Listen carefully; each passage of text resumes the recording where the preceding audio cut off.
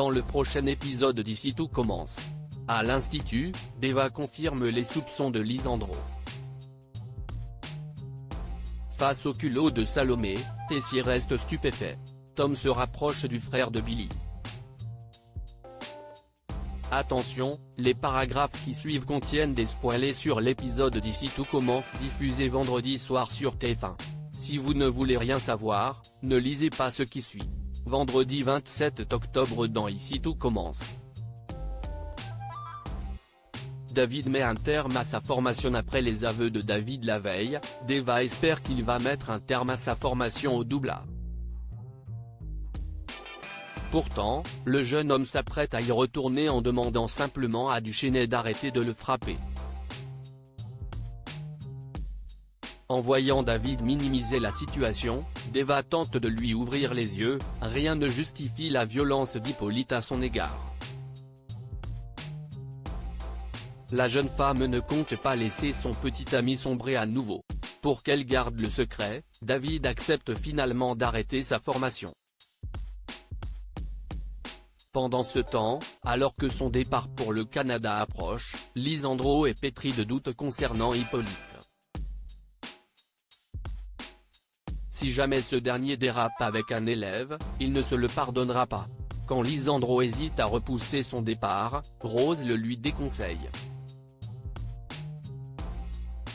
Elle promet qu'elle gardera un œil sur Duchesne en son absence. Au doublage, David s'occupe de la mise en place. Hippolyte vient le remercier de l'avoir couvert auprès de la direction. Quant à David, il explique qu'il ne veut plus être maître d'hôtel, arguant que cela lui prend trop de temps par rapport à la cuisine. Hippolyte exprime sa profonde déception et compte sur le jeune homme pour assurer un bon dernier service. Durant le service, David fait plusieurs erreurs à cause de la fatigue. Léonard le remarque et lui propose spontanément de lui déléguer quelques tâches pour le soulager. En effet, le premier année a de l'énergie à revendre et adore la salle. David lui confie donc quelques tâches, le remerciant pour son aide. Vers la fin du service, David informe Léonard et Solal qu'il va arrêter d'être maître d'hôtel. Au même moment, Antoine vient prendre la température. Hippolyte lui raconte comment le service s'est passé, soulignant le manque de motivation de David et l'investissement de Léonard. Antoine tient donc à féliciter le premier année. Hippolyte en profite pour proposer son aide à Léonard si jamais il a envie d'être formé. De son côté, Deva aide Lisandro à faire ses cartons.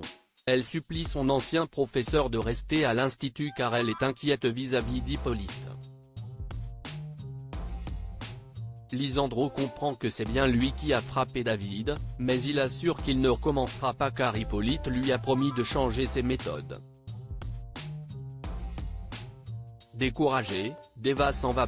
Juste avant que Lisandro et Esteban ne partent pour l'aéroport, Rose vient leur dire au revoir.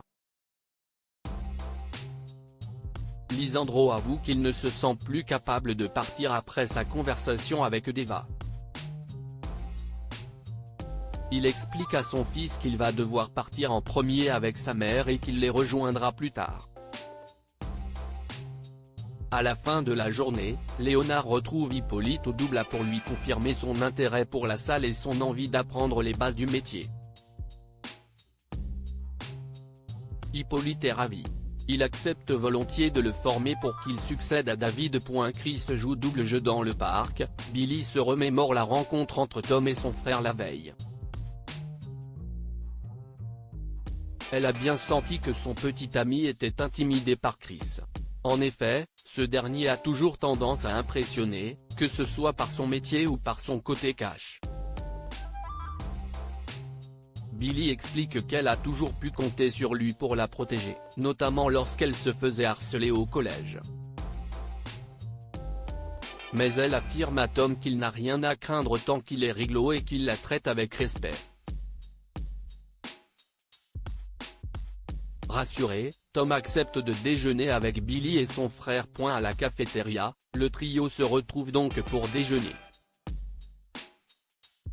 La tension entre Tom et Chris semble se dissiper.